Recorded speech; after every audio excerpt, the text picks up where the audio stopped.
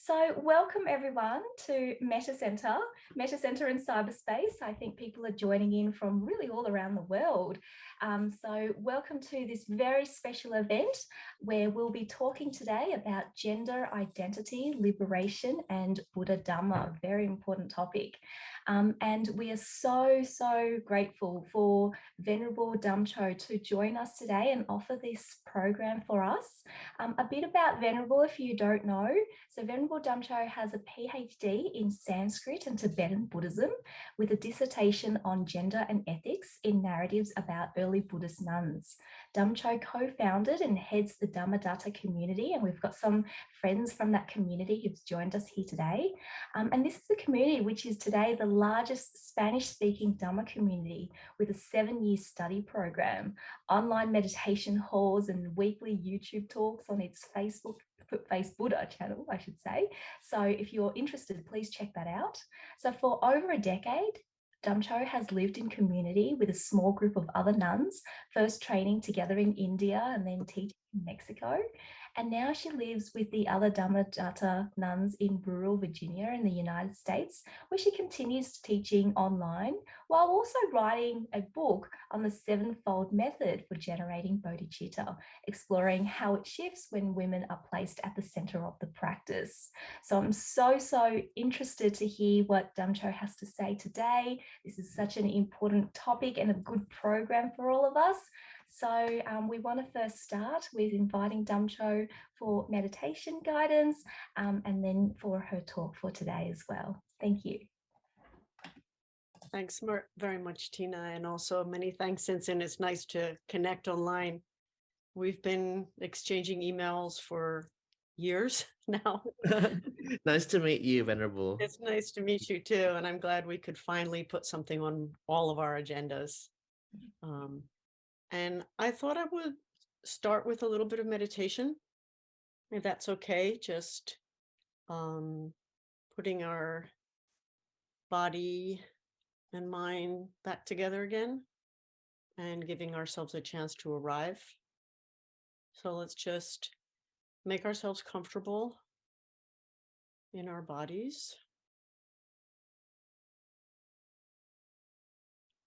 And we can just direct our attention for a moment to any sensations that are arising.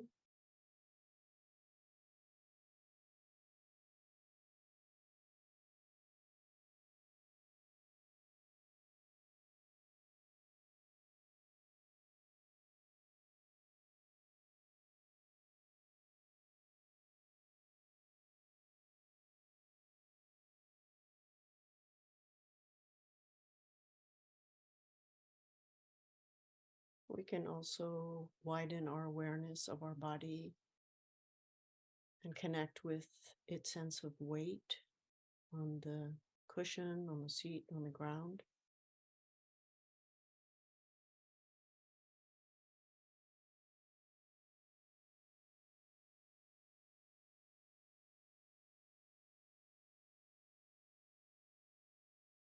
Just connect for a moment with that sense of experiencing our bodies from the inside, without any labels, just as it is.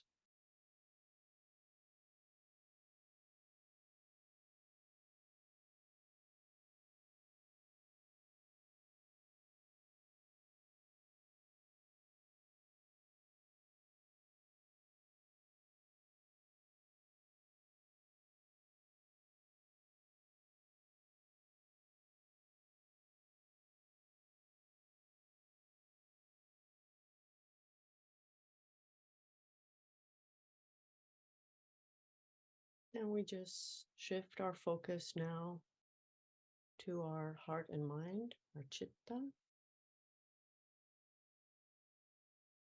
and just observing what's there. We've been focusing our attention on the body. Now we focus our attention on the mind that was focusing on the body.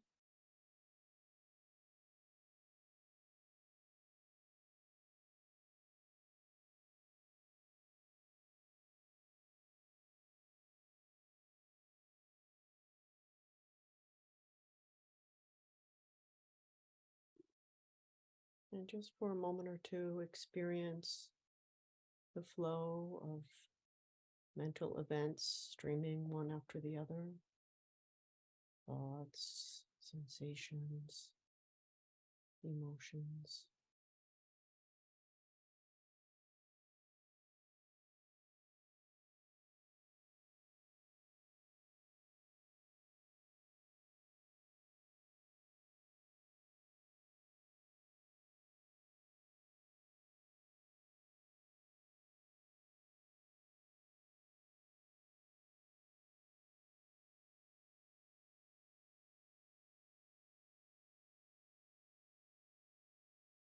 And as we experience the stream of processes that is our mind,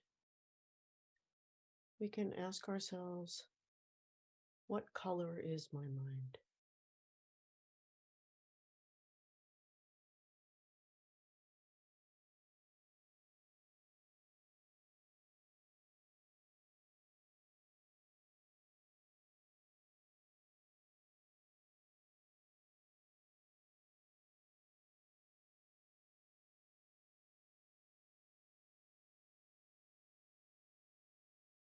And then following the classic sequence, we can ask, what shape is our mind?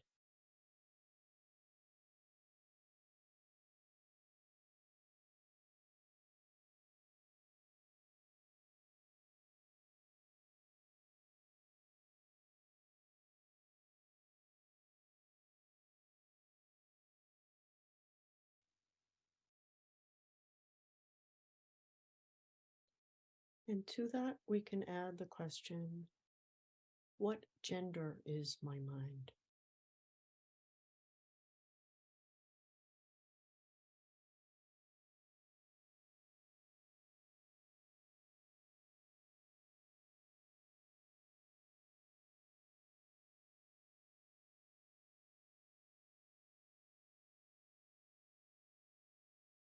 And maybe to explore that question, we would need to look among the thoughts that arise, the perceptions, the sensations or emotions, and ask ourselves, where among them would I find my gender?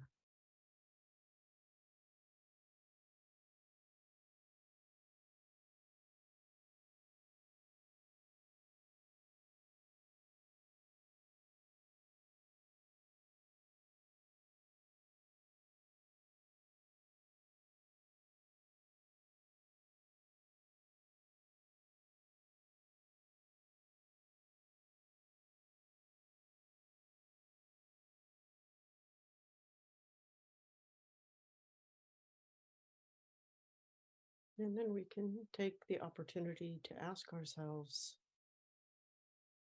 is my mind female? Is my mind male?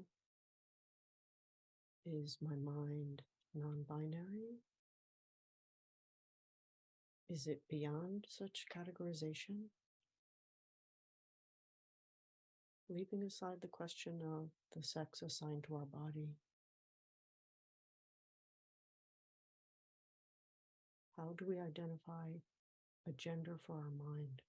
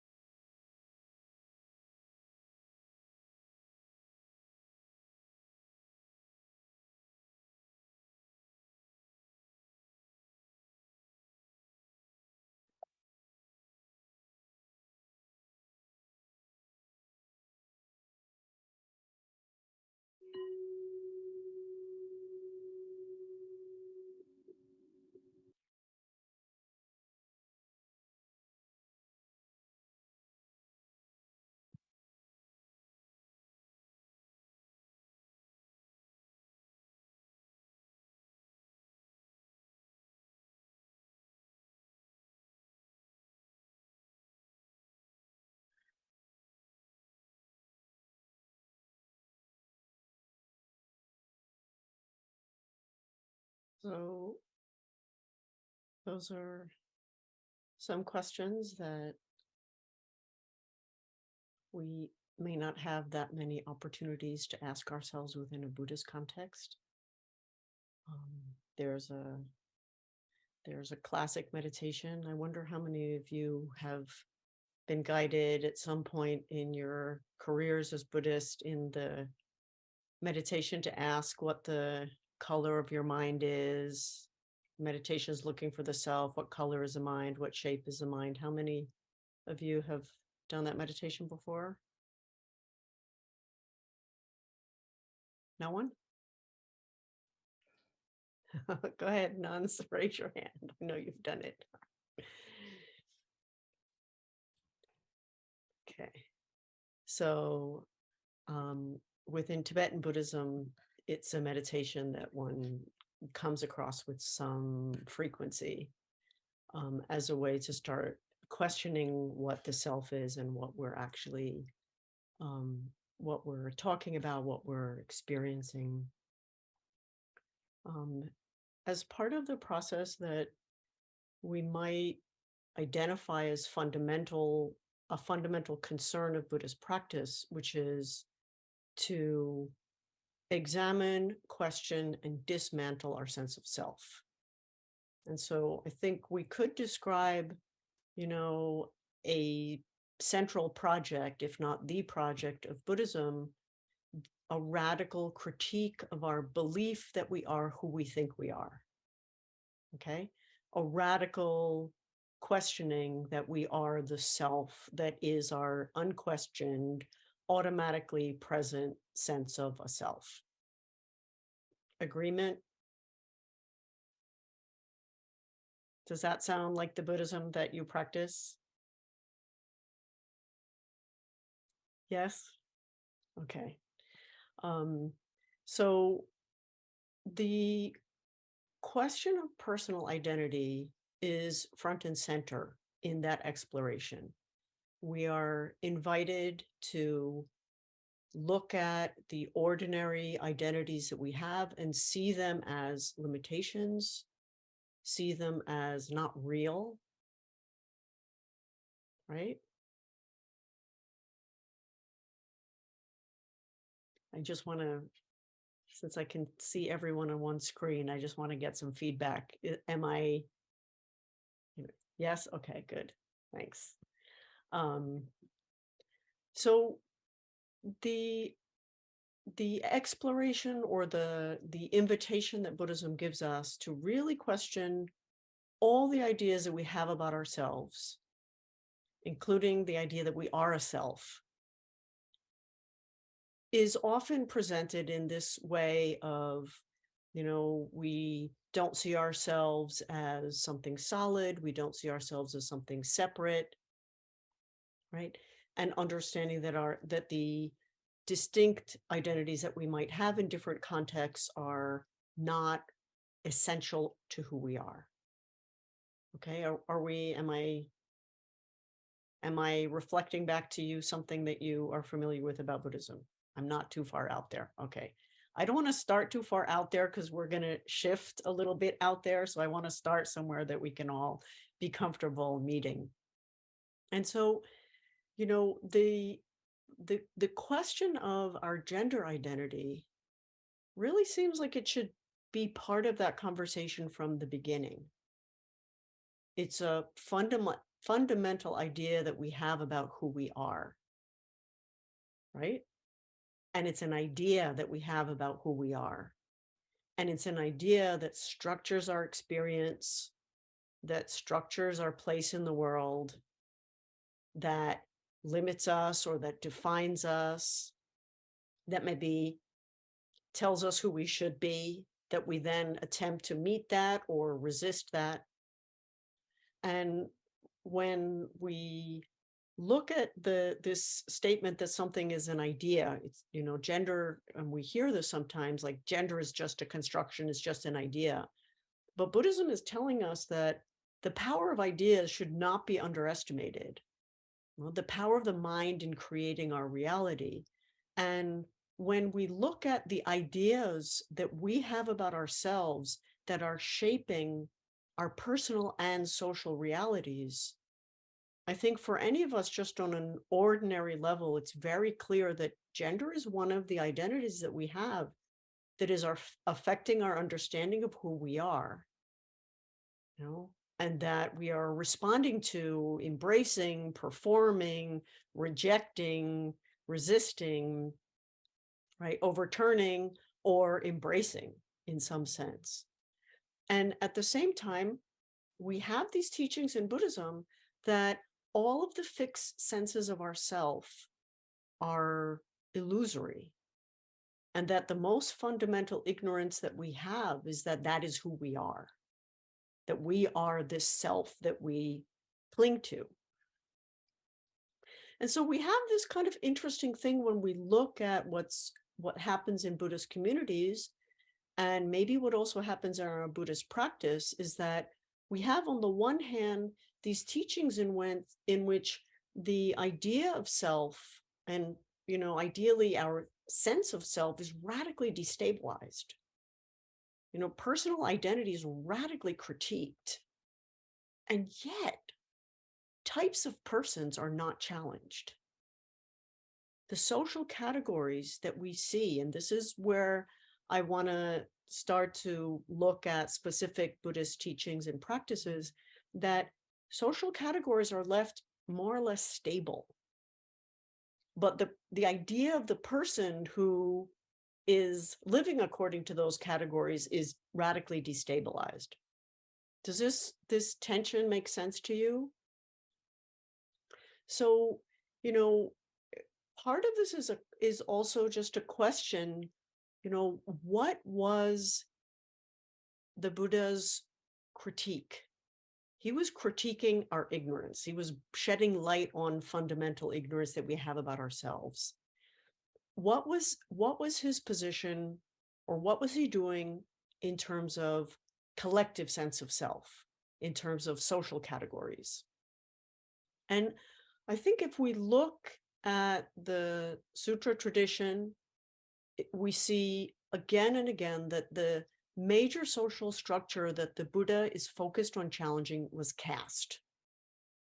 We hear again and again, we can hear, criticisms of the idea of being a Brahmin by birth. We have narratives in which he's putting people in positions where the Brahmins are having to prostrate to people who are lower caste than them.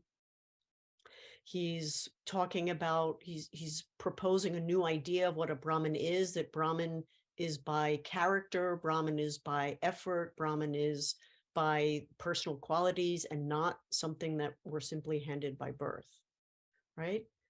And so, we have this critique of caste, but we don't necessarily see that he's saying that caste hierarchy itself is invalid. He's critiquing the criteria for some people being at the top of the hierarchy, right? Does that make sense? And so, if we look at the Jataka tradition, and I think there's for thinking about personal identity, I really sort of want to make a pitch for reading the stories of Buddha's past lives, for thinking about what Buddha is doing with our understanding of who we are as people. He's telling hundreds of stories about himself, who is now the Buddha, in his past lives where he was other species. We have many, many Jatakas where he was an animal. And we could think that, okay, there was an oral culture in which stories about animals was, very much the norm, and that, they're engaging, and also that, maybe he really was an animal, and so he's just narrating what happened. But there's also a sense in which animals are a way to speak about individuals without having to bring in caste markers. And so in Sanskritic and Indian contexts, when you name someone, when you talk about their profession, very rapidly people are going to be identified by caste markers. And so if you speak about an individual as an animal, you put them in a different species, the question of where they are within the human hierarchy is not such a major issue. And so the Jatakas can be very universal. They can be talking about universal human qualities. Okay. One of the things that's really striking when we look at the past lives of Buddha, he will narrate himself having been a snake, having been an elephant, having been a monkey, having been a tree spirit, having been a low caste person, having been a high caste person. But that person or animal is consistently male. So his consciousness can shift from among all sorts of bodies, but it does not shift from male to female body within the Jataka collection, with a few small exceptions that are there, but they're in a few outlying and apocryphal texts where the Buddha in the past life was a woman. The Princess Jataka, which is in the Sottasakhi Mahanidana, in the Pali, a medieval Pali text that's not canonical. It's basically, it's semi-canonical. It's not in one of the five Nikayas. And so we see this sense of, gender as a very strong category and very stable. Okay, does that make sense? Thanks. So we have this, I think, really interesting question of, our self is a stream of cognitive, of psychophysical aggregates that are producing these processes that are ongoing. So we really are just like very much destabilizing the category of a self that we generate. And yet there are these social categories that are really left unquestioned or untouched. And, at the same time, we see the fact that the Buddha, by giving ordination to women, was making a very important statement that was not non-controversial at the time about women's spiritual aptitudes and their agency.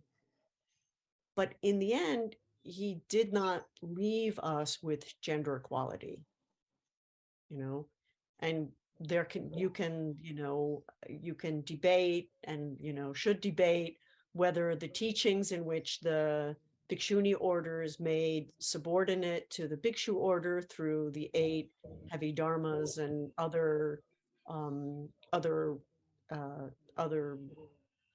teachings, and that they were separate but equal. But he was, creating this very important space for women's as spiritual agents. And women have their order, men have their order. And that's another way in which that the strong gender categories are being reinforced. And we can say, and if we look at the explanation that Buddha gives canonically for why he made the Bhikṣu order,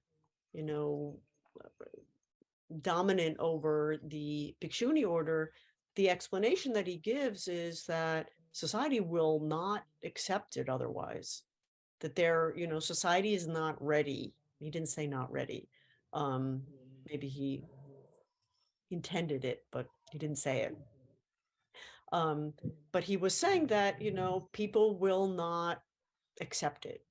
So this sensitivity to what the society will bear or what society finds acceptable. And that's an important theme to have in mind when we think about how gender is handled or not handled in Buddhist texts.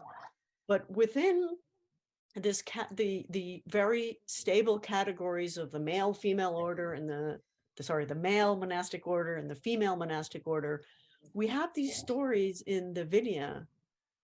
In the Sanskrit Vinaya, there is a section where Upali, who is the the custodian of the Vinaya teachings, comes to the Buddha with a whole set of different situations that have arisen in the monastic order during his lifetime.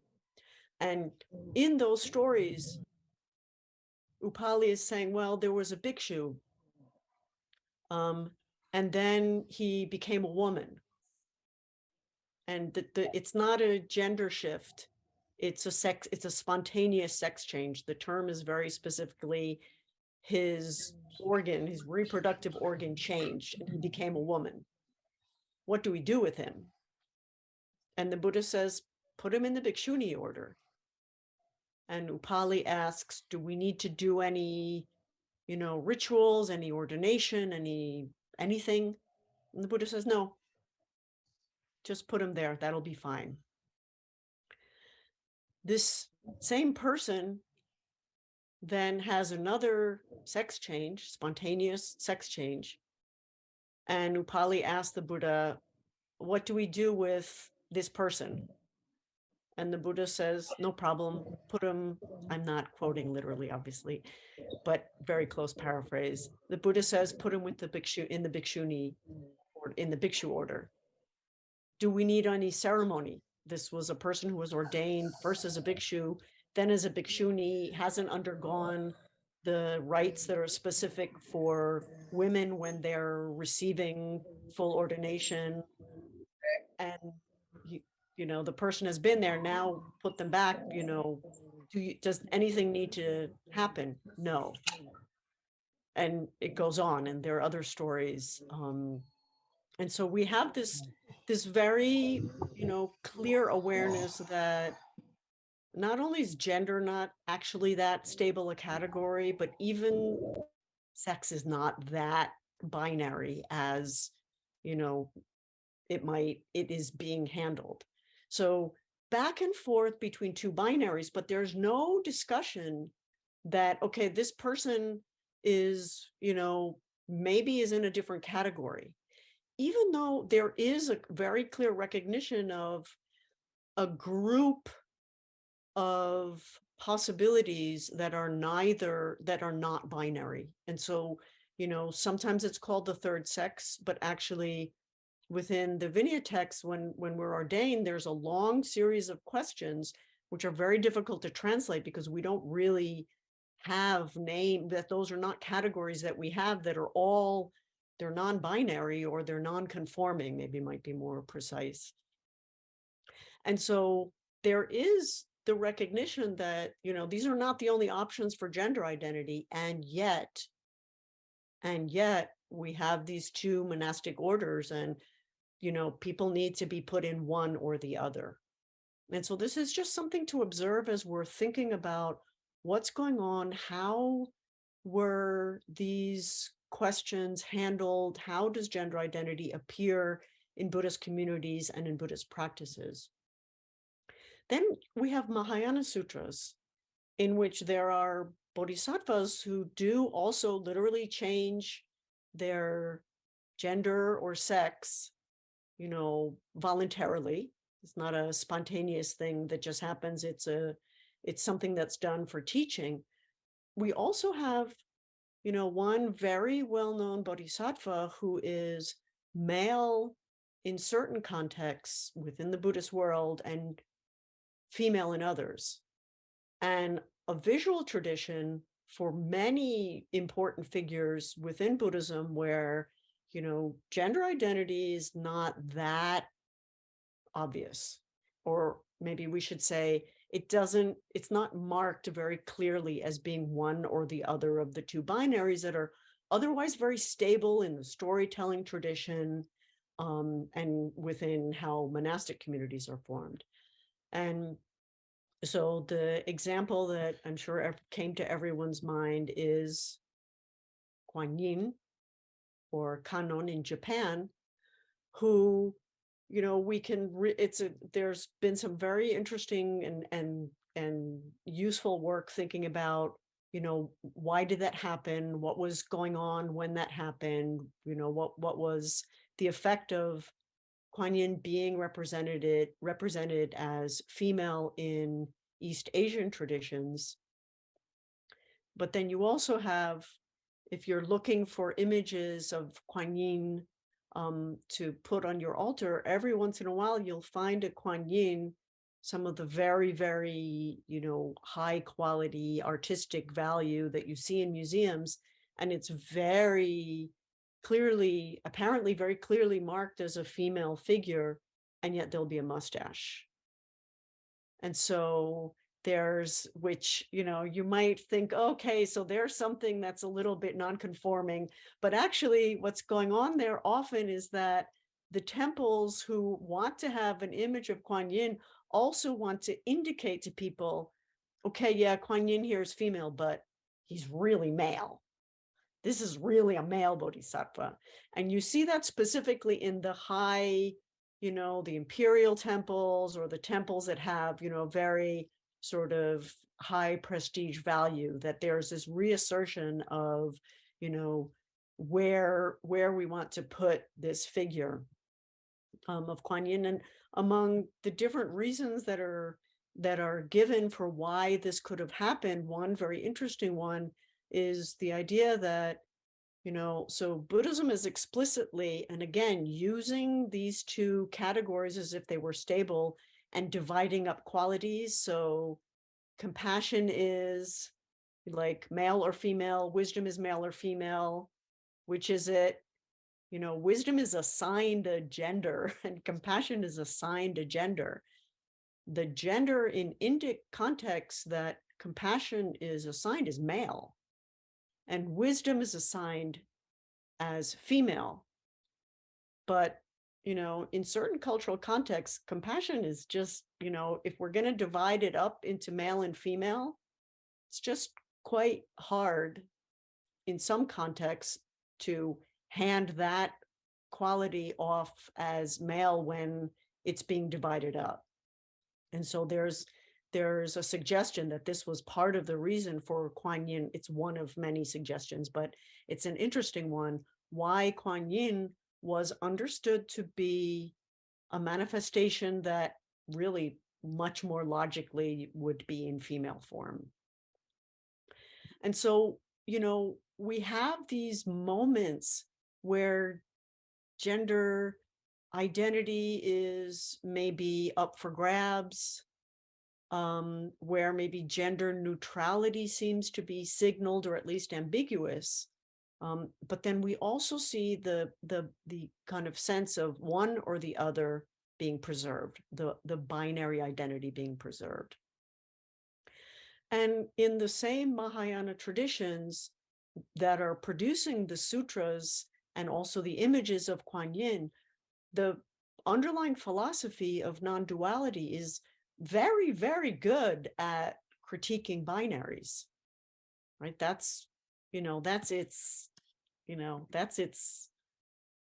its territory, right? That's kind of what it's good at, to recognize that the idea of one thing as the member of a binary means that these two things don't exist separately.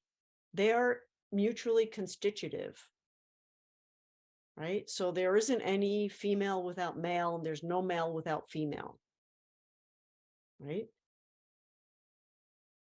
Am I making sense? No? Yes, yes and no.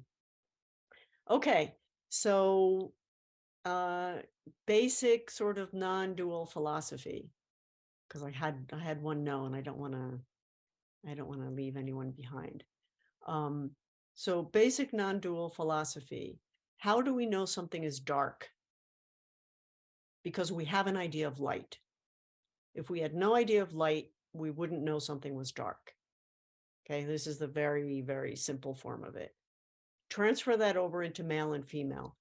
How do we know that something is male? If there were no females, would we know something was male? If there was no category of female, what would it mean to say something was male? It wouldn't mean anything. Okay, is that okay? Yeah, okay, good.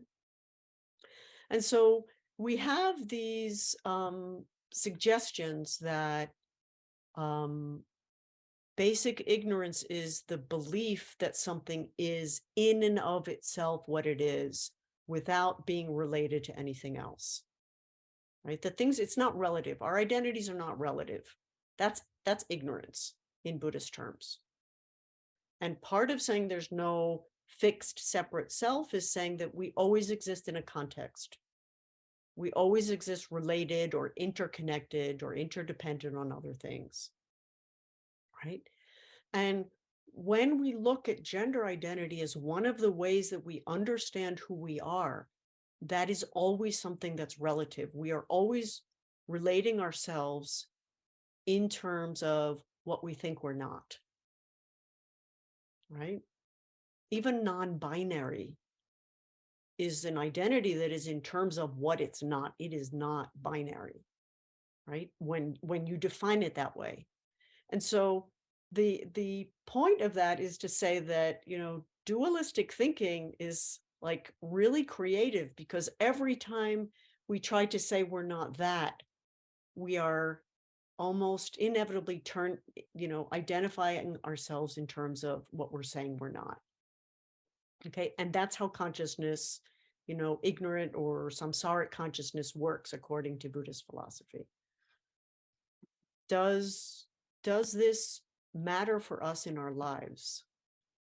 Can we see this appearing in our experience?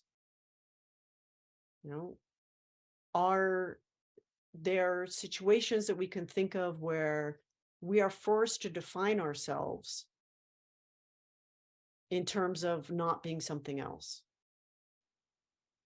Can anyone think of an experience?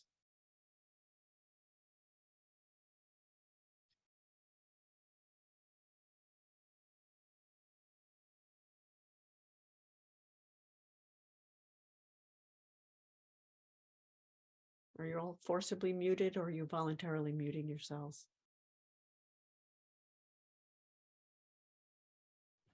Voluntary. Yeah, I was just going to say voluntarily. That question you're willing to answer. Don't know the answer to that question earlier.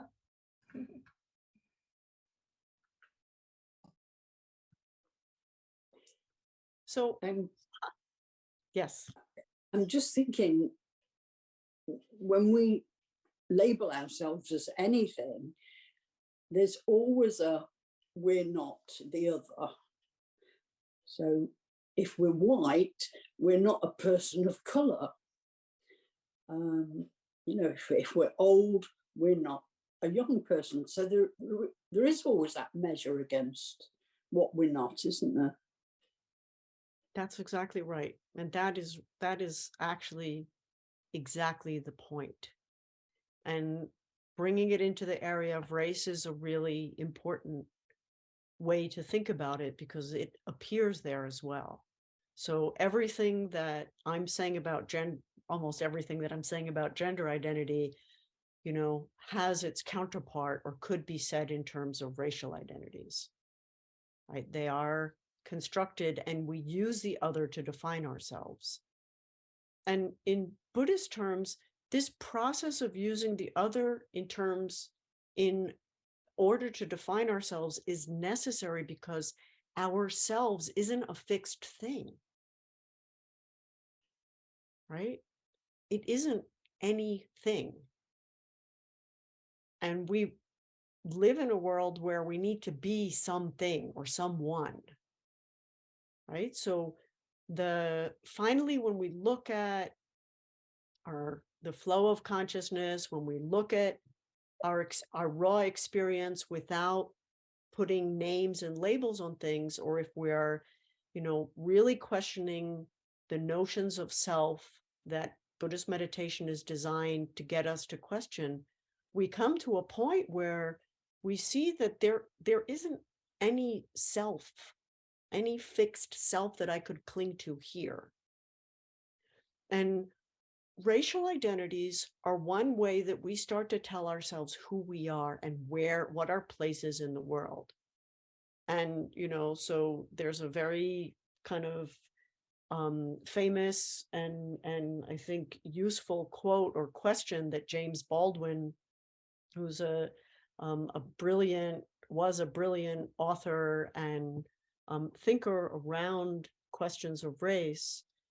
He has a quote where he says something like, "I am not your black man, but you should ask yourself, why do you need one?" Right? Why do we need to have someone to define ourselves that we are not that? Why are we using the other to tell us who we are? Right? And I think, I think one place where we might all have seen it in our lives is when we were in school and, we were dressed in a way that wasn't quite meeting a gender role, or we say something, we're too soft or we're too hard or we're too loud or we're too quiet. And other children will tell us, don't be a girl, don't be a boy. We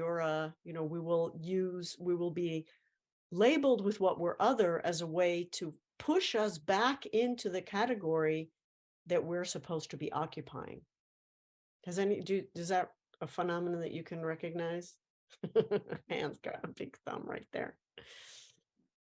And so this should be really clear as a signal to us that these are not natural categories. If gender was a natural category, children wouldn't need to enforce it. It's like the tide doesn't need anyone to enforce it to rise and fall at the right times, right? But gender is something that we're constantly having to reproduce. We're having to, to enforce, to police, to enact. We perform it. We tell stories about it. And this is all what one of my teachers calls the activity of selfing. Everything we do that is trying to reproduce, make solid, or make more credible this fiction of a self or of a personal identity. And so if we're taking seriously the project or the proposal of Buddhism that, there is the personal identity that we might feel is who we are is a fiction. It's not real. And we can look at all the work it takes to keep feeling that I am this person.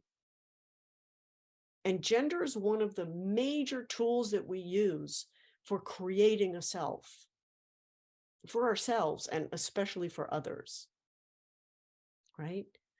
And in Spanish, I learned something, maybe I should have learned it before, but I discovered something in thinking about this through the Spanish term for gender, because the term for gender and the term for genre is the same term, género, right? It means literary genre and also gender. And, from literary studies, one of the ways to talk about what genre is genre is the set of expectations that a work of fiction expects, assumes, or wants its readers to bring to it. The genre in literary terms. It's a set of expectations. This genre is fiction, that we bring certain expectations to that book, right? If the genre is nonfiction, we have other expectations that we bring to it. So gender is about the expectations that we imagine other people have of us that we then are either meeting or having to deal with in some way. So it's about how we appear for others and also then how we appear for ourselves. And it takes a lot of work to meet those expectations, to understand those expectations, to figure out what we want to do with the other people's expectations of us that they have because of a certain gender identity that we are putting out there. Does this make sense? Is it too abstract? Is this all a little too abstract? No, it's okay. So what, kind of what do we do about this? Where does this fit into our Buddhist practice? One thing is to recognize that, as Rita Gross says, clinging to gender identities prevents us from seeing ourselves as we are truly and fully. Gender identities bring with them expectations that we have for ourselves, of ourselves, and that we understand as we move through the world, other people have of us, that limits how we respond. It limits what we express and how we express it. It limits us, and it blinds us to the fullness of who we are. And so on the one hand, gender is just this relative constructed thing, and it's not really real. And yet, because we don't take it seriously as a category in a lot of Buddhist contexts, gender is it's just not one of the identities that seems to be relevant or needing to be put on the table or discussed or addressed openly. By not taking it seriously as a category that's structuring our relative reality, we just leave it in place, right? And, we often hear when, those of us who sort of want to put gender into the conversation, we're often told like, oh, there's no male and no female in Buddhism, you should have gone past that by now, right? Has anyone else heard that? Yes. Okay. And so, we can know at that moment that saying that social differences do not matter always works to the advantage of those who are on top of those hierarchies, right? Always. And at the same time, yes, it's true that gender is a normative construct that limits us, that we want to transcend and we want to move beyond. But just as, transcending good and bad, eventually, the enlightened mind is beyond good and bad. It's beyond all duality, but we don't get there by saying, well, I could harm as much as I want because it's all, there's no real difference between benefiting and harming, right? We work with the relative categories that we're in because that is actually all we have to work with. And so the idea that, gender categories is not something that needs to be addressed is just leaving something in place. And one of the things that I've been thinking about lately a lot is the way that the way that we practice the Dharma and what we understand ourselves to be practicing, we often are not bearing in mind or looking for what it means that as a millennial tradition, as a set of practices, or as a religion, as a social thing that has survived for millennia, needing to be supported, needing to have enough social acceptance to be able to be reproduced generation after generation after generation, Buddhism has, and Buddhist institutions have had to make certain accommodations to not challenge things too much. So, Buddhist message quite revolutionary, but not too revolutionary that it needs to be completely oppressed and eliminated, right? And at the same time, as a tradition who understands the primary source of wisdom and knowledge to have existed 2,600 years ago that you don't want to lose, there is an inherent conservatism that is what helps to make a thing last for so long.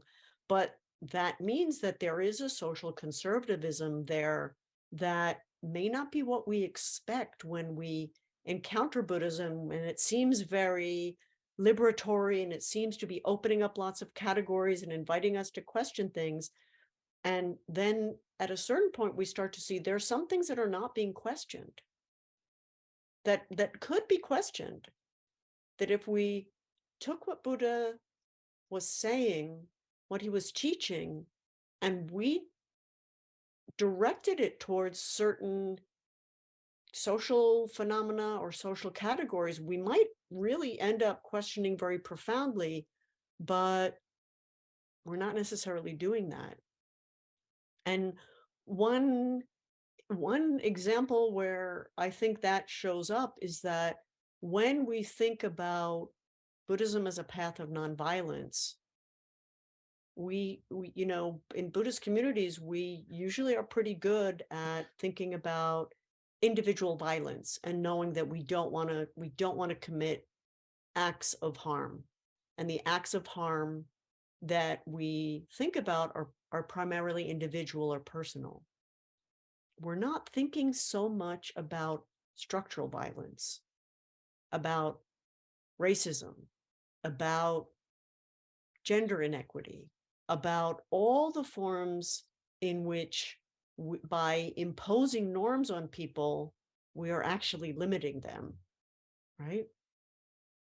And so I think Buddhism would be a very interesting way to think about cognitive biases, inherent biases, the assumptions that we don't examine about the other, or even about ourselves when we're in a category that's other to others. So all of the implicit biases that we have could be very productively thought about and identified and worked through as forms of ignorance, of assumptions that we have that differences or categories are real, that we are really this, and therefore we are really not that, and these are two separate things. All the work that has to be done to define someone as a category that's essentially different to us, right?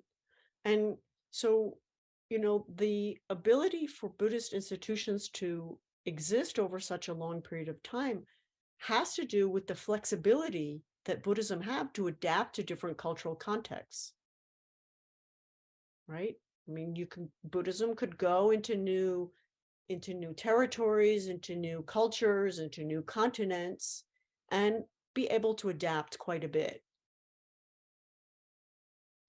And adapt to whatever the social structures were. And part of how it did that was not by not questioning them too much and tending to focus a little bit more on the personal practice, right? The personal identity, rather than looking at identities that are shared, identities that are collective. And the fact that Buddhism over the centuries has had to find ways to not challenge too much the social orders and the social structures in the society around them means that if we're not very careful, we can be reproducing or accepting in our communities social structures that are actually not liberatory for us. Those could be gender structures, they could be hierarchies among all different sorts of hierarchies that we can see imported in our communities. And I think right now, there have been so many credible and devastating allegations of abuse by Buddhist teachers against their students in, really very many different Buddhist communities. And so putting on our radar how it is that we're structuring our relationships in our communities, how power is working within communities, is something that actually we can't just assume that, the social configurations that we've inherited must be liberatory because they're Buddhist, right? Are they essentially Buddhist? Are they inherited by Buddhist institutions that have been socially conservative in order to be reproduced for such a long period of time? Or are they actually enlightened social configurations? That's a question that I think we all have a responsibility to ask ourselves, but also for our own protection, for our own health as a community, is something to put in our thinking. And also to think about, not assuming that just by engaging in the practices that have been handed down, will they necessarily be liberating. If the practices as they've been handed down are not directed toward all aspects of human experience, because then they're leaving untouched all sorts of identities that also need to be questioned if we're going to be enlightening ourselves, right? And so I think, I've been talking for a long time, and I really kind of want to hear from all of you. I had some questions, but I didn't really, I didn't quite work them out. But the thing I think that I most want to just leave you with is the sense that we have work to do to ensure that our meditation practice, our Dharma practice, is making us strong enough to resist pressures to conform to standards that we know are arbitrary, and not making us better citizens, more compliant members of our community,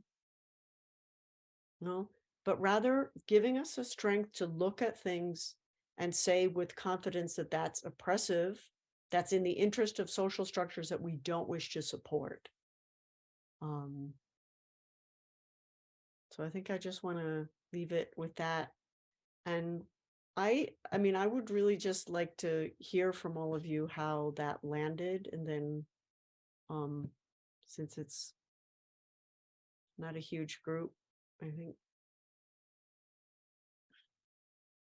does that make sense? Was that just like crazy? Is it useful? Thank you, Damcho. I definitely don't think it's crazy, but maybe it's a description of how crazy the world that we live in, perhaps.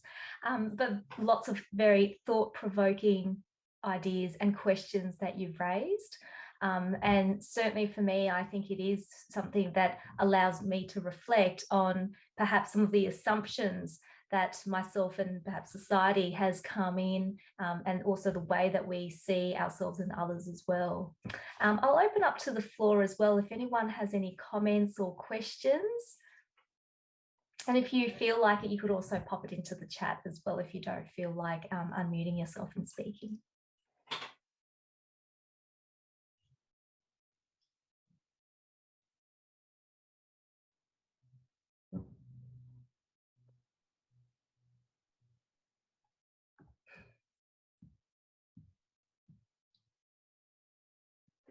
I'll just say that I have lots of comments and questions, but as a senior monastic, I am so used to jumping in first that I want to be conscious to not do that. So I really like to hear from others. And I'm really interested, Venerable Damcho, where you'd like to go with this. Thank you. Please let me know when it's a good time, and I want to hear from others.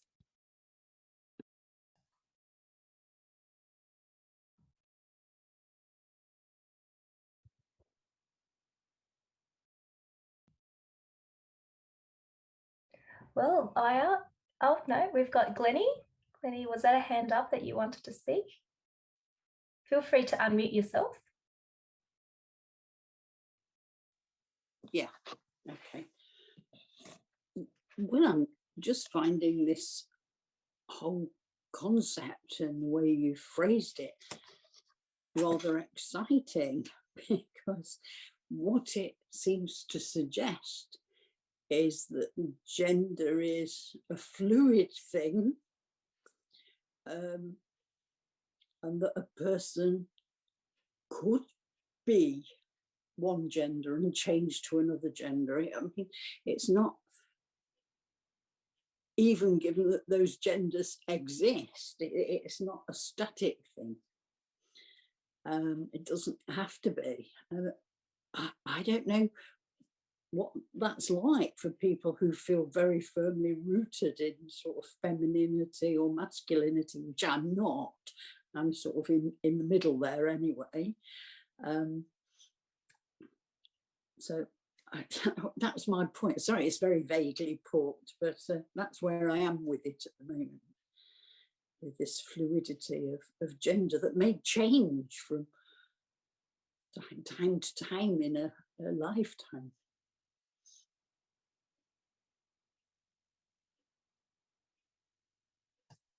Yeah, thank you for sharing, Clinny. So, Damcho, is there anything that you would like to respond to that or add to that? I just am appreciating listening. I think the only thing I would add to that is, I think that's kind of what Buddha was saying.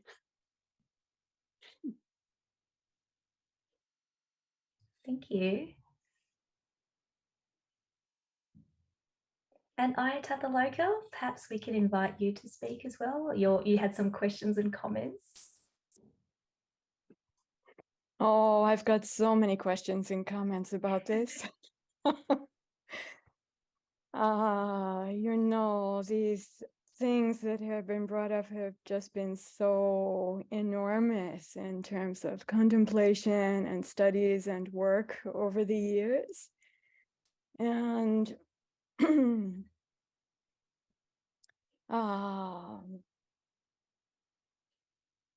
there are just so many different elements or angles through which we can approach and work with it. And I'm really interested in what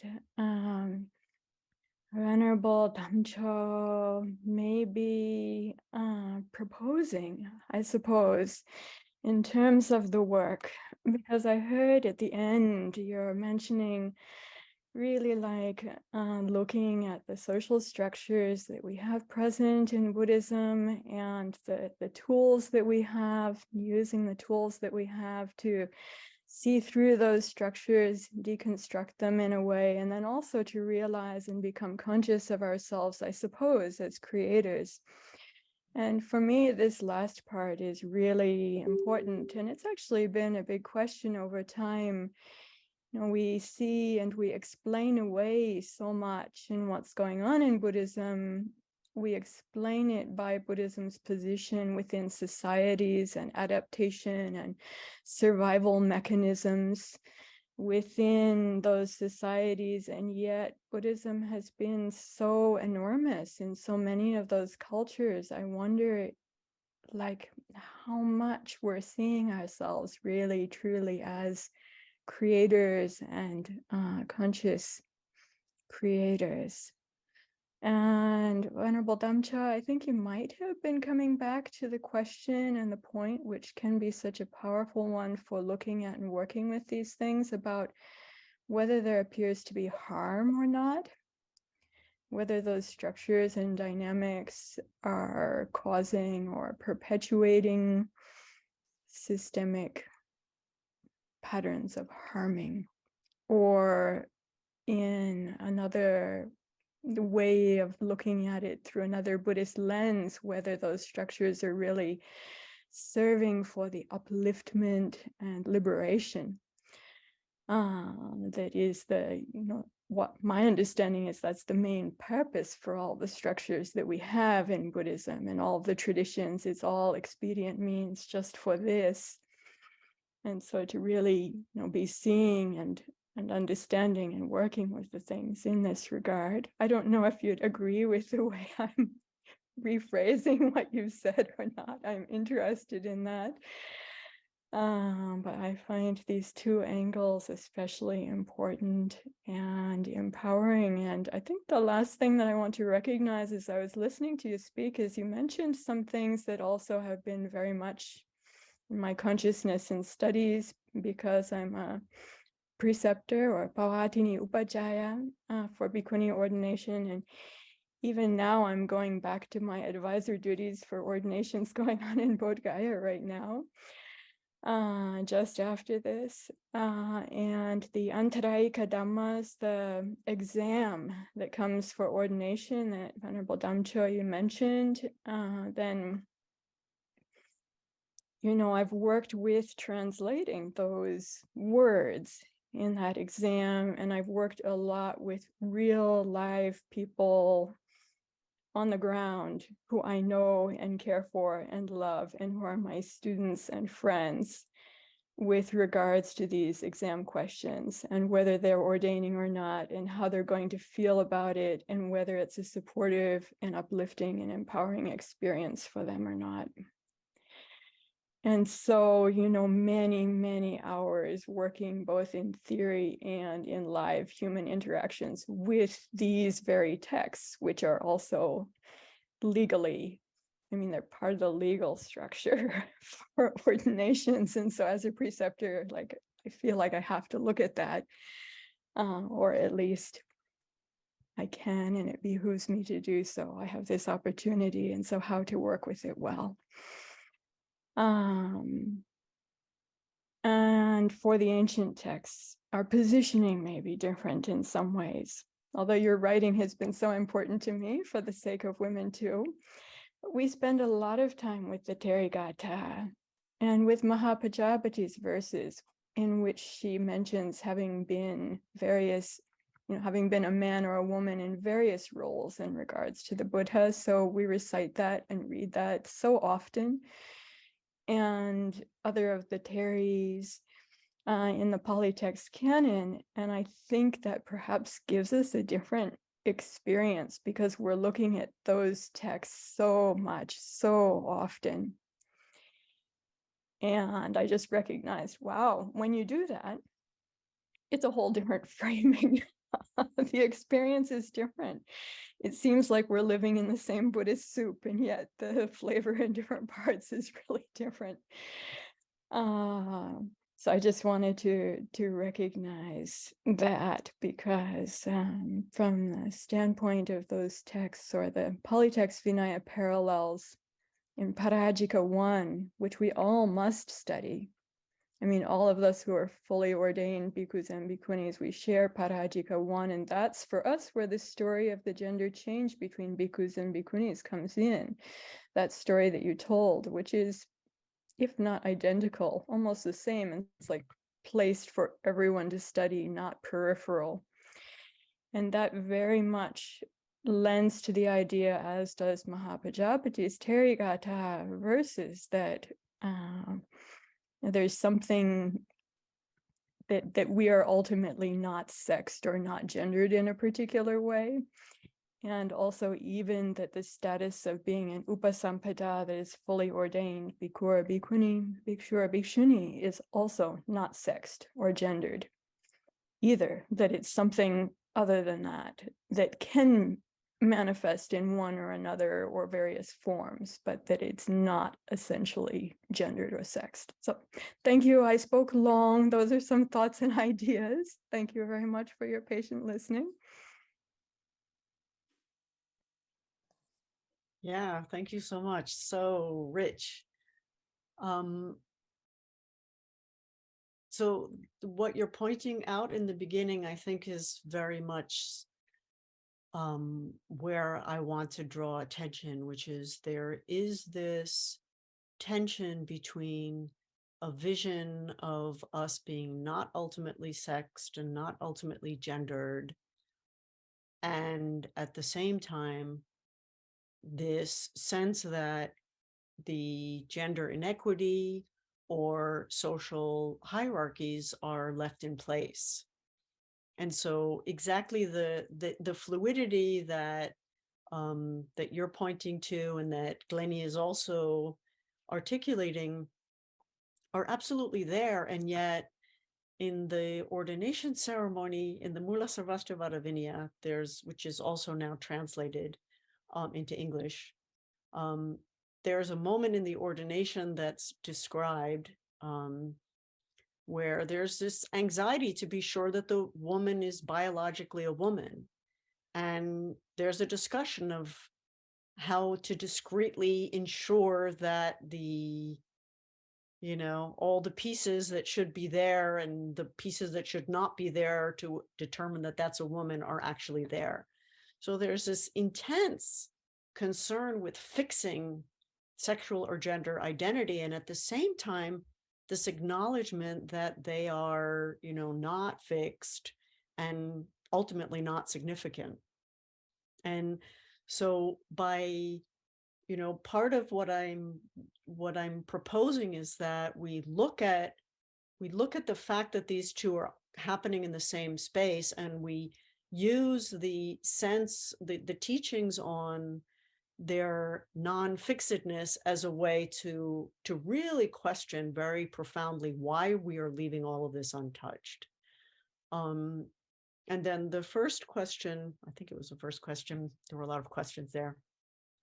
The question about harm, I would say that gender identities and our belief that they're real, or gender roles, are inherently harmful.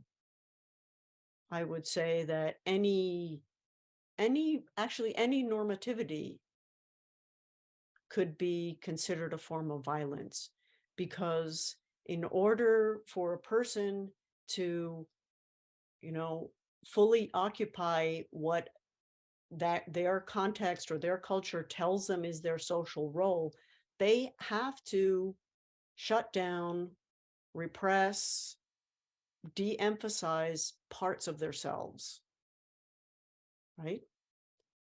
Certain emotions can't be expressed if you're female, while others shouldn't be expressed if you're male, and on and on and on.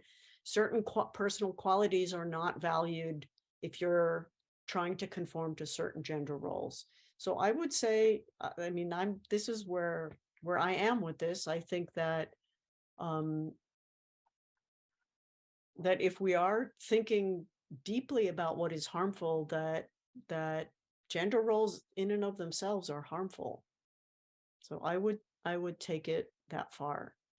And where I'm going with this, I think I'm really trying to call on everyone who's part of a Buddhist community to retake the spirit of profound questioning and really look at all the ways that we are accepting in without questioning social hierarchies, inequities, gender biases, racism, all sorts of social configurations that actually we can't be sustained if we're implementing Buddhist teachings, but that we have just imported without questioning because our gaze is not really being directed to that. And there, now there is certainly in terms of women's role in Buddhism and the Bhikṣuṇī order, Bhikkhuni order being, coming back to life or coming back to its place. That topic is on some of the agendas, but I think that gender in, as a broader category could be put there.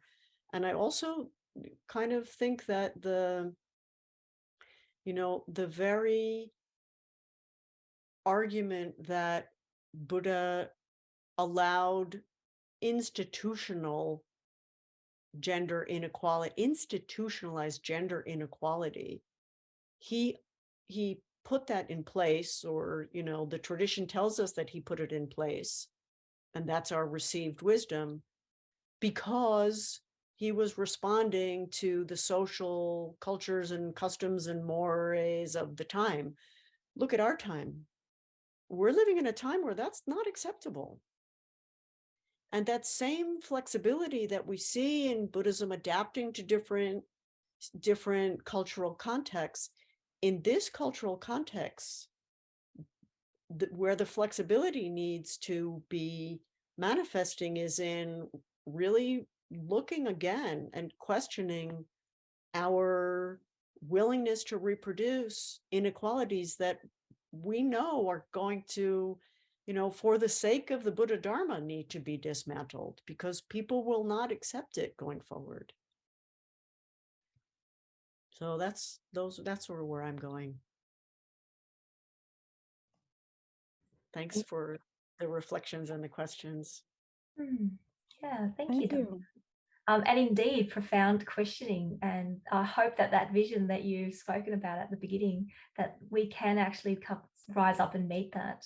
And we do have some questions in the chat as well, Damcho. So the first question is, what skillful means do you propose with regard to the discussion on this topic so that it is fruitful? I think you may have answered that in part.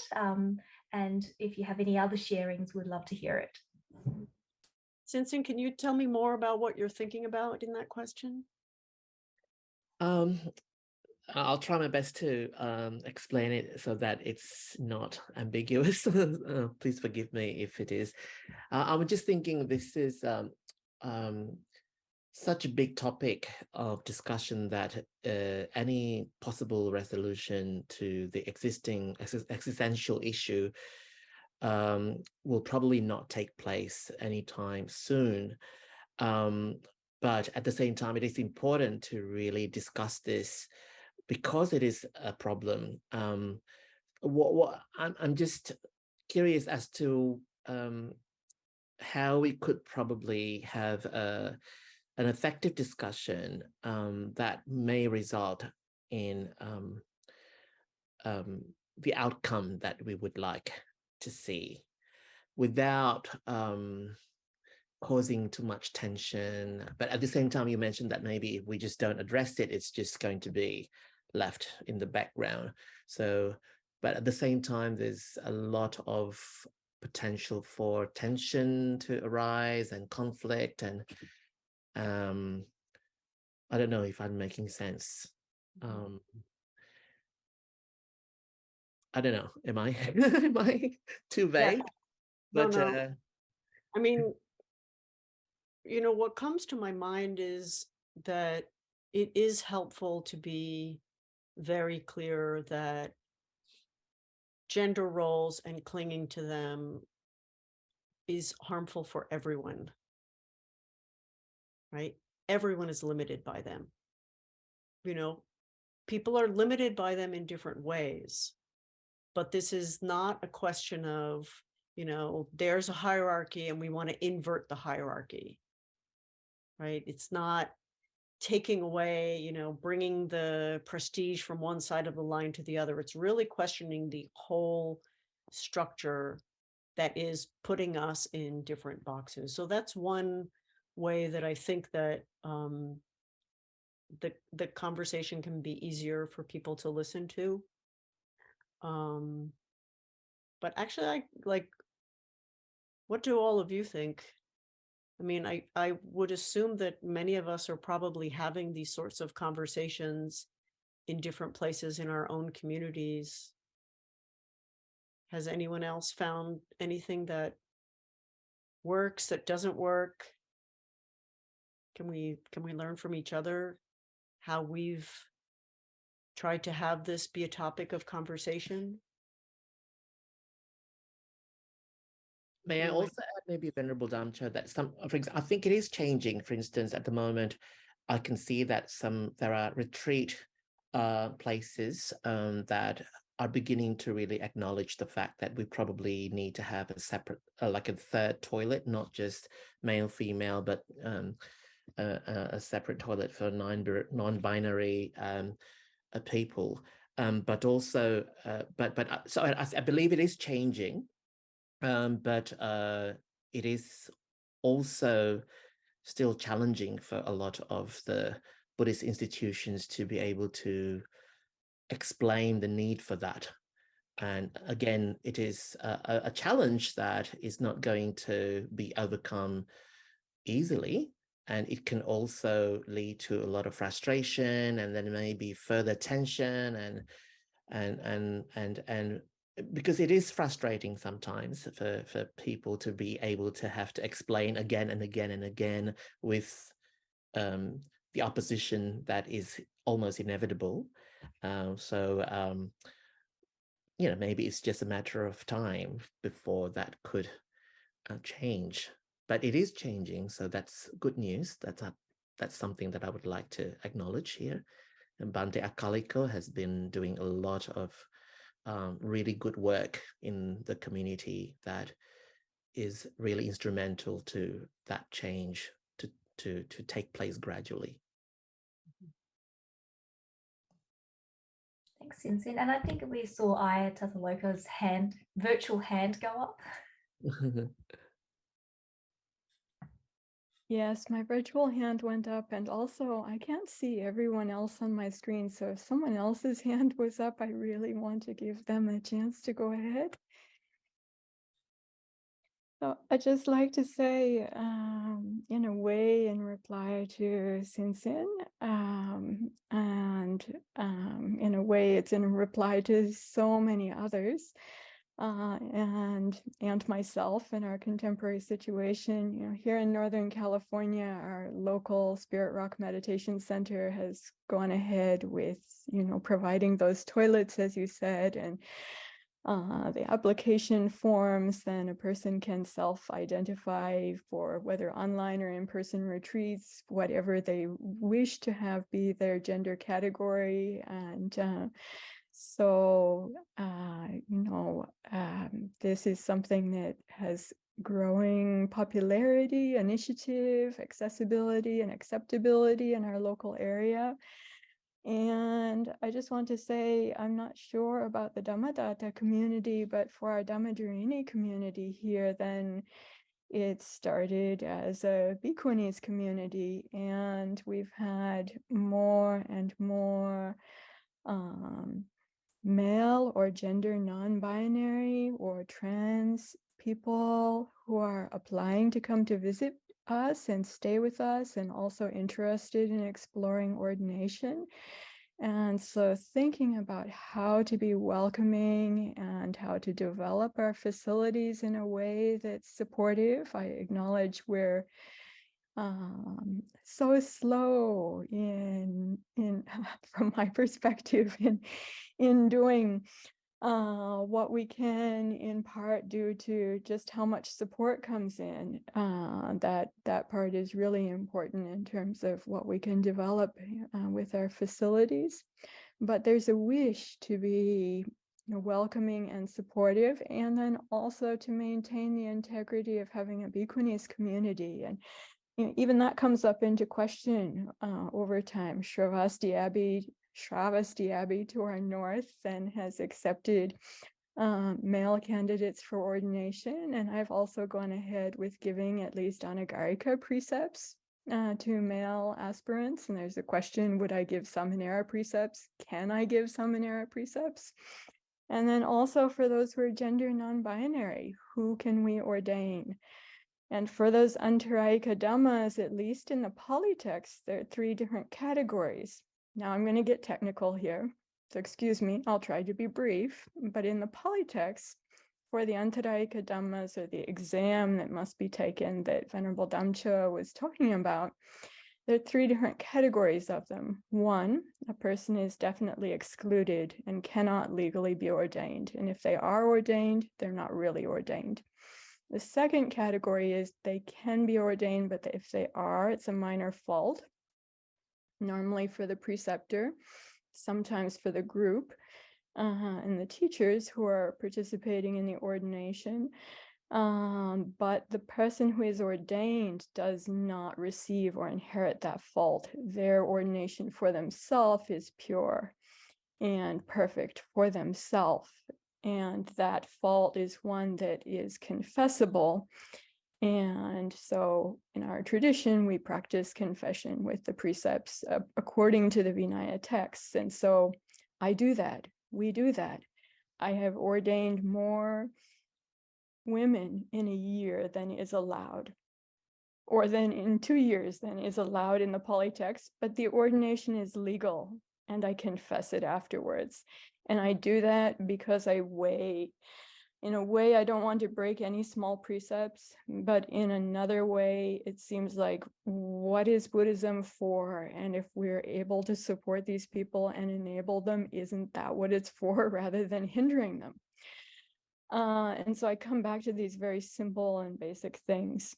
So there's a third category in the Antarayika dhammas for bhikkhuni ordination.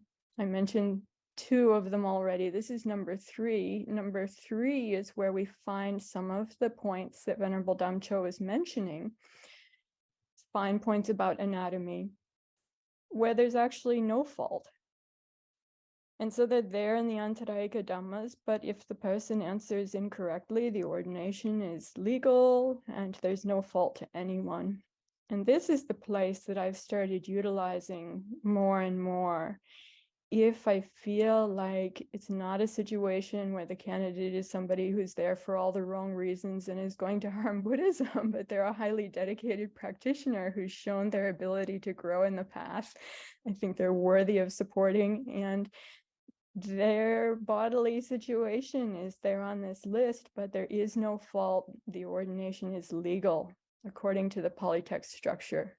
So I've started using this part more myself. And I'll just say the way that the ordination structure works, it's not just the preceptor's decision. Every single member of the ordaining Sangha needs to agree with 100% consensus. Otherwise, the ordination can't happen. And so then this is something I've been working with the others who are the teachers, supporting teachers, and then also with the communities who gather together to give ordination, discussing, contemplating, working with these things together, and then giving ordinations legally within these categories. Not a lot, but some. So I just wanted to share with you about that. That's something that we are thinking about, we are discussing, we're working with, we're acting on. Thank you for listening.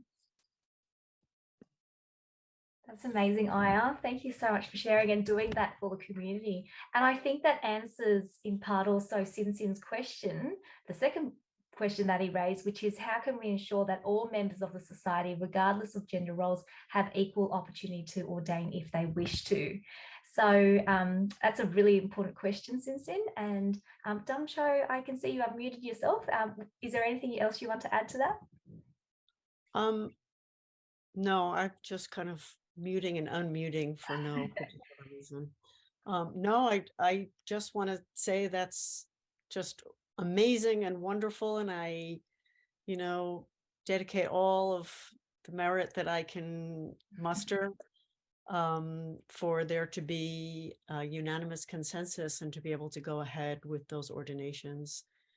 And I think, just asking questions like the one you just asked and keeping the question in the conversation and putting it on the radar and having for ourselves the attentiveness to noticing when it's not being upheld, that equal opportunities are not being extended to everyone, and just questioning that. I think, that's a really important contribution. And yeah, time with consistent, persistent sort of, pressure, conversation, dialogue, really making clear that this is part of Buddhism. These questions are part of Buddhism. Thanks, Damcho. And I would imagine, sorry. No, if someone else's hand is up, I want to give them the time. And also, I don't know what the time limit is here. But I just wanted to acknowledge with some amount of, I will definitely say with some amount of shared pain and grief when I mentioned those 3 categories, then we're celebrating that 3rd category, right? And I am. And yet, what about category number 1 and category number 2? Those who are being then still excluded. What about that? I just want to mention, in case my enthusiasm and the appreciation for opening up category number 3 in some cases, maybe, yes, it's important, and there are the others. And let me see, I'm sorry, I had some other idea. Someone came in and is doing things, and I lost I lost the other idea. Oh, it came back.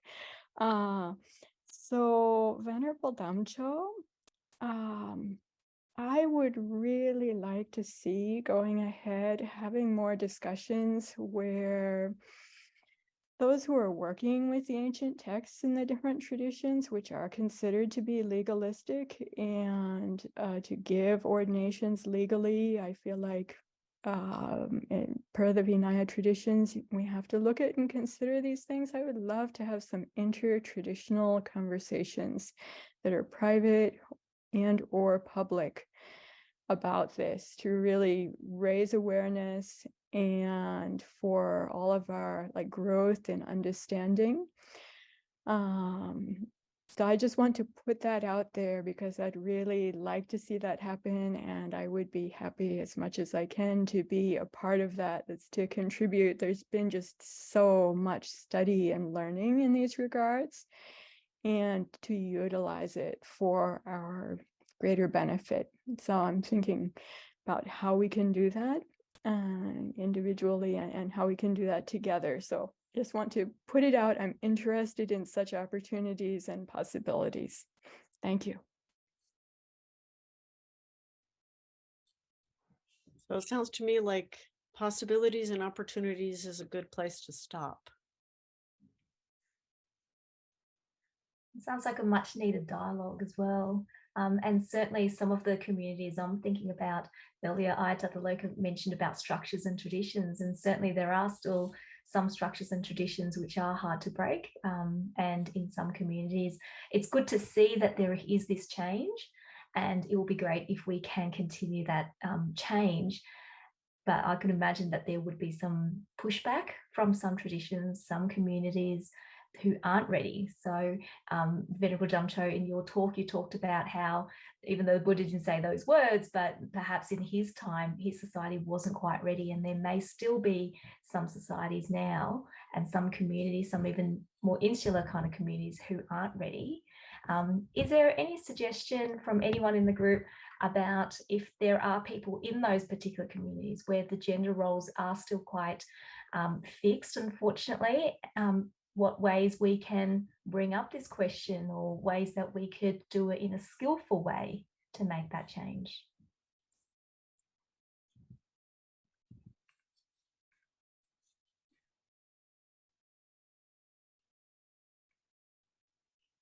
Well, don't answer me all at once, I suppose.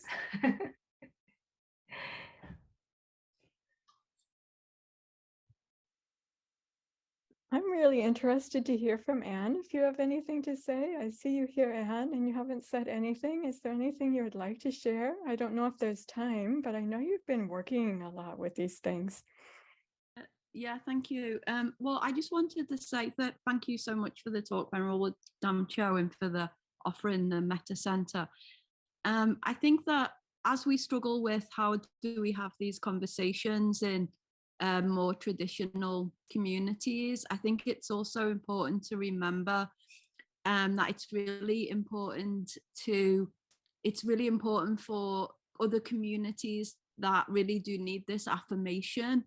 So I think, Venerable Damcho, you said that at the end of the first round of questions, that traditionally it's said that that Buddhism needed to be conservative to survive.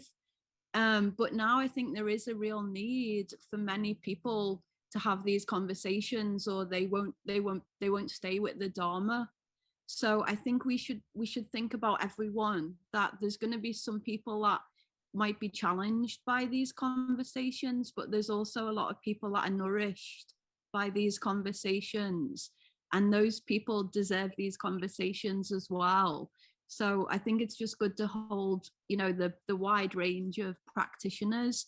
And for me personally, this was a very emotional conversation, because I've been really struggling with the social unconscious of Buddhism, and actually the thickness of that unconscious has actually, made me withdraw, from the life of the Dharma. And so I really, my heart really came back online with this talk. It was very nourishing for me. So I just want to say there's a lot of people who need this conversation, and we, you know, we need to take some inspiration from those people as well. Is just what I wanted to add. Thank you. Thank you, Anne. And I'm so glad to hear that this talk has done something for you and brought you back online, literally and spiritually. Wonderful. Thank you. Glennie, I saw you unmute yourself as well. Was there something you wanted to add to?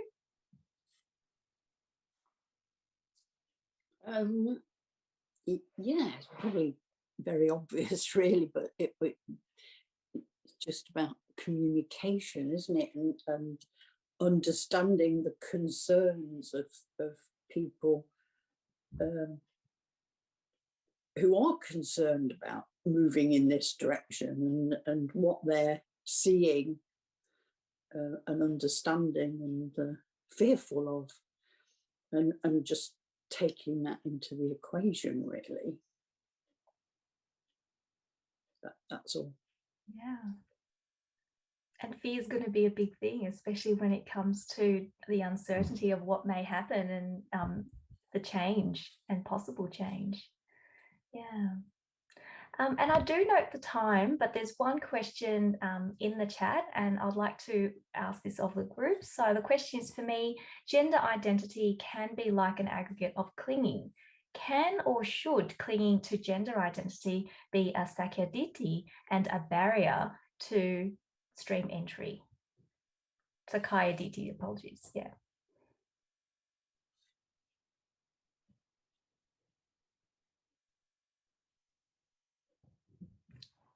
So I can see you've put your answer in the chat, but just because this video is being recorded, people won't have access to the chat. So I'll come back to you. But Damcho, I see you've unmuted yourself. Yeah, in the Sanskritic definition of satkaya drishti, it's actually satkaya drishti, and it's used much beyond just the body. It's sometimes translated as clinging to a transitory collection, and it's understood that looking at the collection of psychophysical aggregates, body and all the other aggregates. So in the Sanskrit tradition, it's called satkaya drishti, but the understanding is, you know, satkaya, like that the body is really myself, that the consciousness is really myself, that, and the remaining aggregates are really the self. And so looking at gender and saying that's really me, I think could be included as one of the manifestations, one of the aspects of ourself that we look at and we say that's me. And I think that certainly as long as we're clinging to gender identity, there's no nirvana and no enlightenment. Absolutely not. I think that would be clear. Exactly what sort of fault or what sort of obstacle we categorize it might vary from tradition to tradition. But in the Sanskritic traditions, clinging to gender identity is would easily meet the description of looking at this transitory collection of all the things that we think we are and thinking that it's permanent and that it's a self. So that's my answer. Yeah, thank you. And I, Tataloka, saw your, again, virtual hand go up.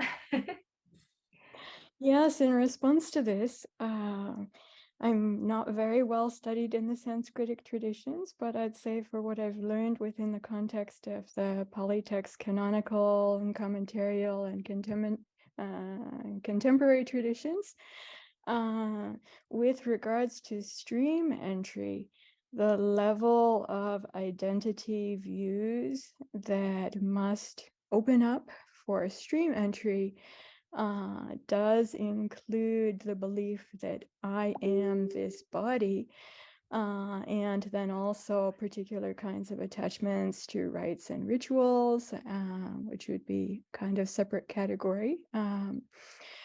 But the manoditi, with regards to the mental fabrications is something that is actually in the stages, the 8 stages of the Noble Arahant path, including stream entry, stream winning, up to Arahant. The Manoditi is in the last to go. And these are also identity fabrications. So I absolutely agree with Venerable Damcho. Technically, per the polytext traditions, those don't need to be gone before stream entry. Those fall within the category of, I mean, there are levels to them that go throughout the stages of the path, but the particular fabrications, especially of inferiority, superiority, or equality, these 3 types of what's called conceit, or there's another more contemporary word for it. I'm asking the other monastic who's here with me to remember this. We'll see if it comes up. But classically, they're called 3 forms of conceit. And so seeing oneself or ideas about oneself in whatever kind of way as better or worse or equal to others, then these are the 3 hinging points of the Mano Diti, which is the last to go before complete awakening.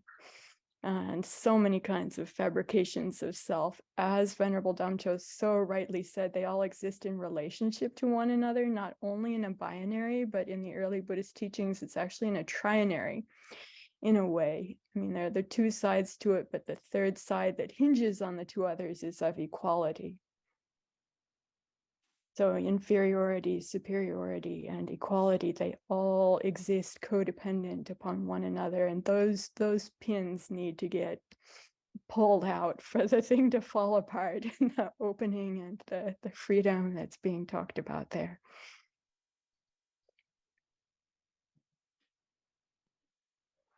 So bottom line is clinging to gender equality. Yes, it's an obstacle to enlightenment. We need to work on it. I think you said rightly, it's just all kinds of clinging or bondage, right? Self-created.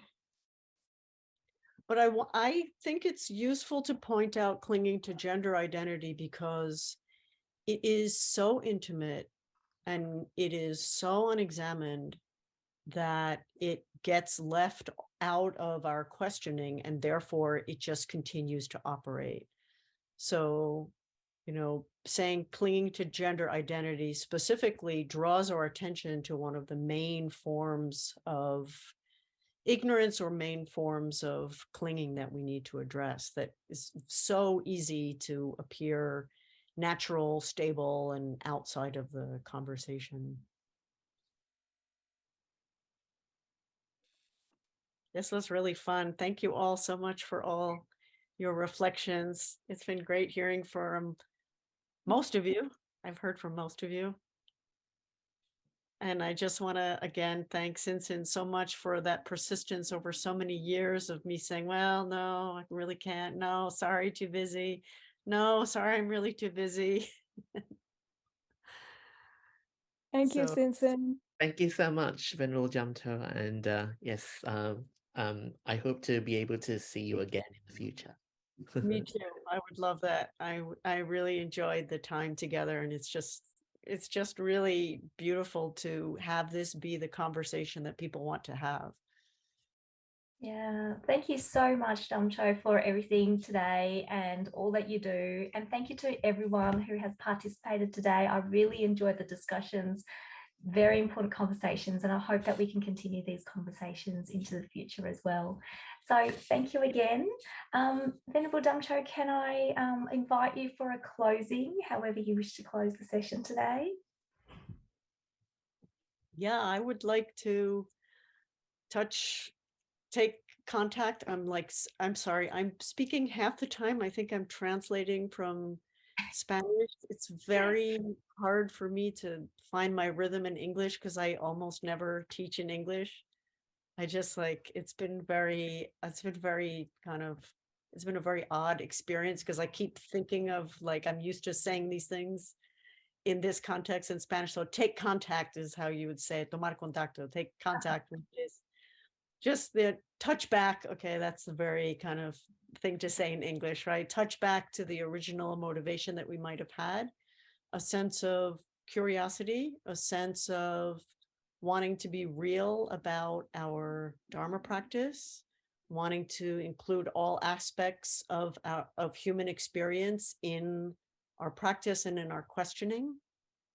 And maybe we can gather all of those motivations and intentions, join them with all of the positive thoughts, all of the merit, all of the energy, all of the virtue, join them together among all of us, and let's all direct that towards the goal that I think we can very safely say that we share, which is to have the Dharma be truly liberating for all beings, and a willingness along with that to do the work that's required.